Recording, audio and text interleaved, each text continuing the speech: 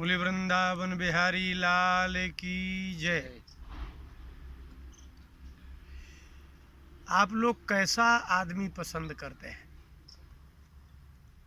आप स्वयं सोचो। आपसे कहा जाए कि आपको कैसा आदमी अच्छा लगता है, तो आप कहेंगे कि बिल्कुल झूठ ना बोलता हो, बेईमान बिल्कुल ना हो, धोखा ना देता हो, सज्जन हो, किसी को दुख ना देता हो, सबकी सहायता करता हो, अच्छी बात करता हो, अच्छे काम करता हो, सबसे अच्छा व्यवहारी हो।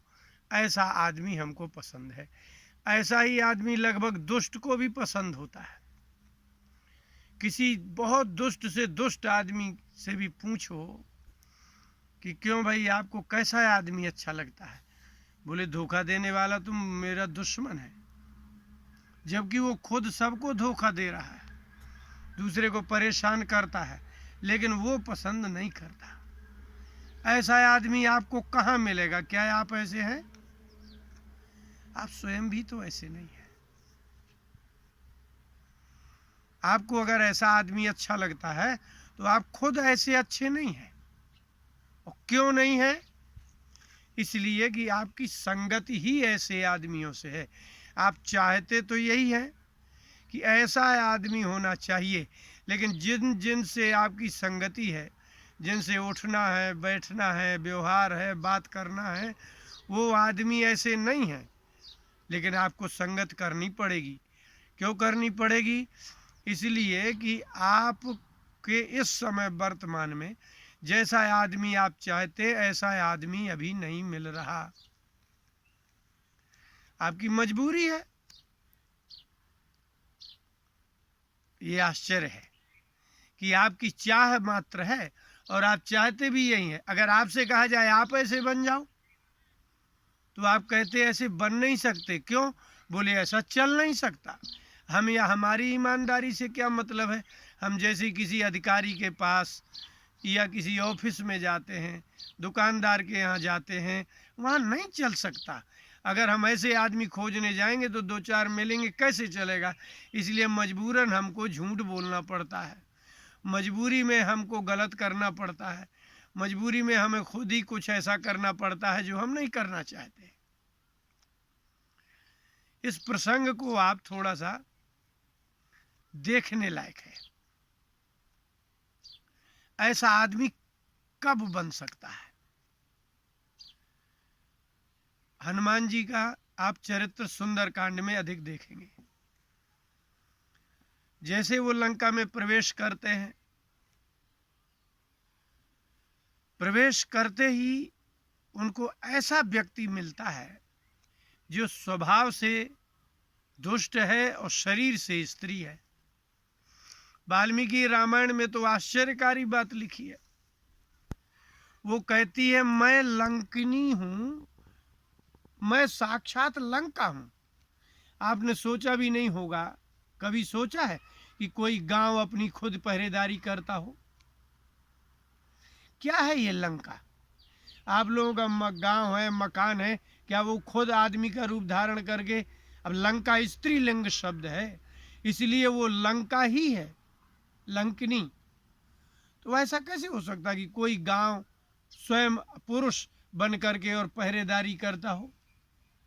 लेकिन आश्चर्य है कि रावण के यहाँ कोई पहरेदार नहीं थे। हनुमान जी ने सोचा कि मैं दिन में आ गया हूँ, रात में जाऊंगा क्योंकि पहरेदार होंगे। लेकिन जिससे भेंट हुई वो स्वयं ही लंका है। कोई गांव, कोई धरती। जैसे हमारे यहाँ कहते हैं कि जन्मभूमि साक्षात माता है, इसलिए हम लोग भारत को माता कहते हैं। लंका तो खुद ही खड़ी हो गई, और लंका से बच के कैसे जा सकते हैं? कोई और होता तो ध्यान नहीं देता। लेकिन जब वो सामने पहुंचे तो तुलसीदास जी ने परिचय दिया है। नाम लंकिनी एक निश्चरी। उसका नाम लंकिनी है, वास्तव में वो लंका ही है जो वाल्मीकि रामायण में लिखा हुआ है। नगरी ही स्त्री के रूप में पहरा देती है, लेकिन हनुमान जी ने बात नहीं की। सिर्फ लंकिनी ने ही कहा, लेकिन हनुमान जी ने जैसे ही एक घूंसा मारा और वह नीचे गिरी और मुंह से रक्त बहाया और उन्हें अपना मुंह पोंछा और खड़े होकर के बोली कि आपसे जो सत्संग हुआ वो बहुत कीमती है। अब आप किसे सत्संग कहते हैं? हम आपसे बात करें, इसको आप सत्संग मानते होंगे? हम आपसे जब बात करेंगे, आप प्रश्न करेंगे, हम उत्तर देंगे, ये सत्संग है। लेकिन हनुमान जी का लंकिनी से सिर्फ सत्संग हुआ है। इसलिए सत्संग का अर्थ है सत्पुरुष का संग होना, चाहे वो बात करे और चाहे बात ना करे।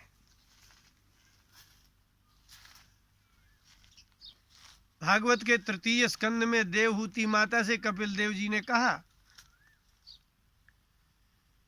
कि महापुरुष का संग होना ही कल्याणकारक है। और यत् संभाषण संप्रश्न, और कहीं आपसे उसकी बात हो जाए, संभाषण हो जाए, प्रश्नोत्तर हो जाए, तो कहना ही क्या है। पर अगर ना हो तो सत्संग शब्द का प्रधान अर्थ ये है कि किसी सत्पुरुष का आपका आमना सामना हो जाए, बस। और उसने कहा कि अंजनी नंदन, और पुत्र शब्द का संबोधन करते हुए बोली, तात स्वर्ग अपवर्ग सुख। स्वर्ग का सुख और अपवर्ग माने मोक्ष का सुख जितना भी होता है, धैर्य तुला एक अंग, तराजू लाया जाए। अपनी बुद्धि को तराजू बनाया जाता है। आप तो खुद ही बुद्धि ही तो आपकी तराजू है। आप जब चलते हो तो कहते हो कि ये अच्छा रहेगा, ये खराब है, तो आपकी बुद्धि ही तो तराजू है। आप बुद्धि में ही तो माप तौल अच्छे बुरे का करते हैं। इसलिए सुख की माप तौल भी आप ऐसे ही करते हो कि इसमें ज़्यादा सुख मिलेगा, इसमें दुख मिलेगा। ऐसे पदार्थ को तौलने के लिए पदार्थ की तराजू चाहिए, सुख को तौलने के लिए बुद्धि की तराजू चाहिए, बुद्धि का विवेक चाहिए कि किस में अधिक सुख मिलेगा और किस में दुख मिलेगा। लंकिनी ने कहा, मैं बताती हूँ, मुझे तो दोनों का सुख पता है।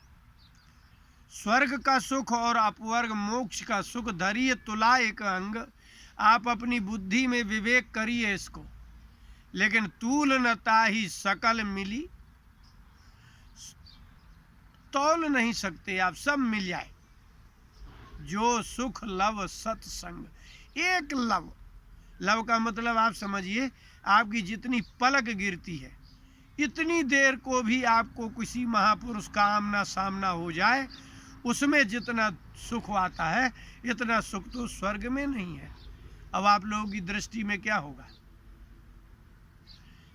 कि सुख स्वर्ग का बहुत अच्छा होता है। इसलिए हमारे पुराणों में सबसे ज़्यादा स्वर्ग का ही लोभ दिया जाता है। दान करोगे स्वर्ग मिलेगा, परोपकार करोगे स्वर्ग मिलेगा, भूखे को भोजन कराओगे स्वर्ग मिलेगा, आप किसी की सहायता करोगे स्वर्ग मिलेगा। तो मृत्यु लोक से अधिक स्वर्ग क्यों? स्वर्ग में सुख है क्योंकि आप यहाँ वृद्ध होते हैं, वहाँ वृद्धावस्था नहीं आती, ये सुख है। वहाँ वृद्धावस्था होती ही नहीं है, इसलिए देवता को अजर कहा जाता है। उसमें जरावस्था नहीं होती, वृद्धावस्था नहीं होती। आप यहाँ मरते हैं, वहाँ मरता नहीं है कोई, इसलिए उसको अमर कहते हैं। तो आपको वहाँ मरने का और वृद्धावस्था का भय नहीं है, इसलिए आप सुख मानते हैं। अच्छा, लोग कर भी रहे हैं, लेकिन लंकिनी ने कहा लव सत्संग, सिर्फ पलक गिरने का इतना ही महापुरुष का यदि आपको संग मिल जाता है तो आपको सुख होगा।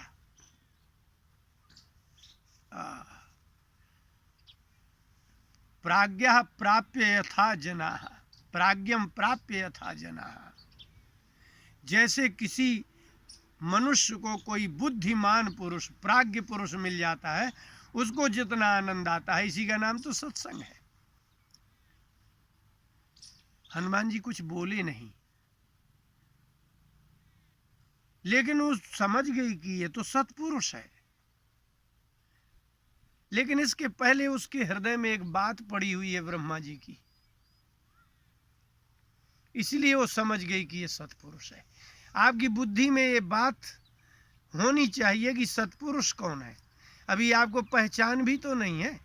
आपको इतने रिश्तेदार हैं, रिश्तेदारों के साथ साथ इतने लोग हैं, आपको तो पहचान ही नहीं कि आदमी अच्छा कौन है। आपको हर आदमी धोखा क्यों दे रहा है? क्योंकि आपको पता ही नहीं है कि आदमी अच्छा कौन है। आपके आस पास रहने वाले जो 24 घंटे के लोग अथवा कभी कभी मिलने वाले 20-20 साल के रिश्तेदार, उन रिश्तेदारों के विषय में आप नहीं जानते और दुख झेलते रहते हैं। तो आपको अचानक अगर कोई महापुरुष थोड़ी देर को मिल जाए, कैसे जान जाएंगे ये महापुरुष है? आपके पास विवेक नहीं बचा ही नहीं है विवेक। थोड़ा भी विवेक करें आप तो महापुरुष की पहचान करना बहुत कठिन है, अति कठिन। लंकिनी की बुद्धि में ये बात ब्रह्मा जी ने डाल दी थी, इसलिए वो पहचान गई। ब्रह्मा जी ने कहा था, विकल होस्ते कप के मारे। यदि तुम्हें कोई बंदर मारे और तुम्हें व्याकुलता हो जाए तो समझ लेना कि वो अब निशाचरों का विनाश आ गया और वो भगवान का व्यक्ति है। किसी ने बता दिया है उसको। आपको कभी किसी ने बताया है कि महात्मा कैसे होते हैं? आपको कभी किसी ने बताया है कि महापुरुष कैसे होते हैं? क्या आपने किसी से पूछा है कि महापुरुष कैसे होते हैं, किनका संग करना चाहिए, उसके क्या लक्षण है? कभी पता चला? नहीं चला। आपने किताबों में पढ़ा भी होगा, लेकिन आप लक्षण ही नहीं मिला पाते।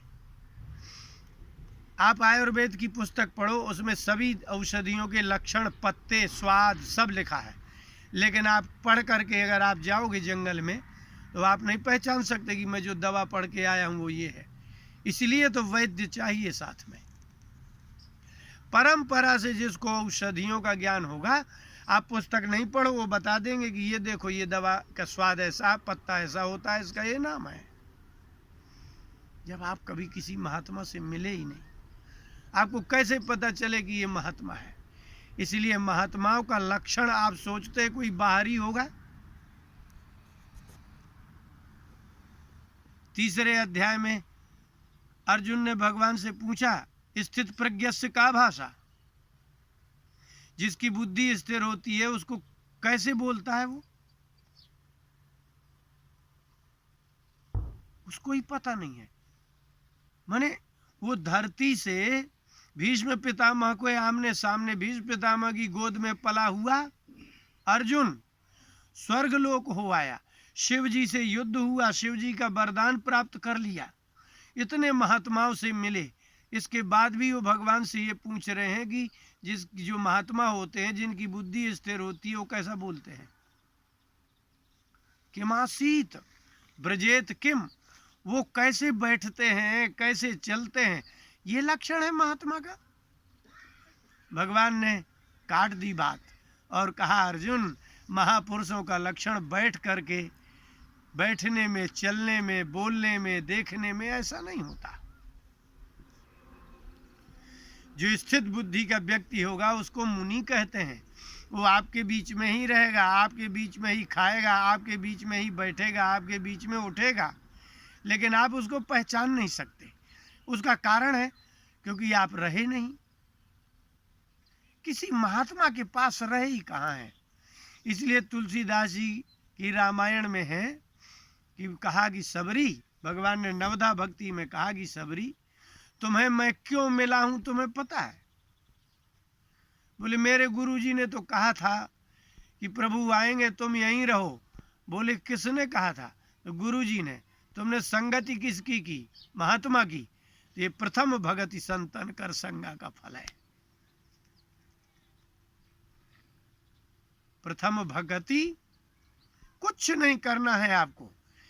आपको एक ऐसे महात्मा का लक्षण मिल जाए, वास्तव में लोकोत्तर होता है। लोकोत्तर माने उस संसार से बिल्कुल भिन्न, उसके विचार भिन्न, उसके आचरण भिन्न, वो आनंद में ही सदा रहते हैं। महात्मा आनंद में ही रहे, उसी का नाम महात्मा है। इसलिए भगवान ने कहा प्रथम भगति, कुछ नहीं करना है, संतन कर संगा। इसके आगे जो संतों के यहाँ होता होगा वो अपने आप हो जाएगा। आप जाइए कुछ दिन किसी महात्मा के यहाँ रह जाइए, विरक्त के यहाँ, अनुरक्त के यहाँ नहीं रह जाना। किसी आश्रमधारी महात्मा या के यहाँ लोग चले जाते हैं, जा रहे हैं वृंदावन बनारस, तो एक बड़े भारी आश्रमधारी के यहाँ गए, गोबर डालने लगे। तो वो घर छोड़ करके ही तो आए थे, वहाँ भी गोबर डालने लगे। सत्संग के नाम पर कुछ नहीं, सुबह से शाम तक कोई रोटी बना रहा, कोई गोबर डाल रहा है, ये सत्संग नहीं है।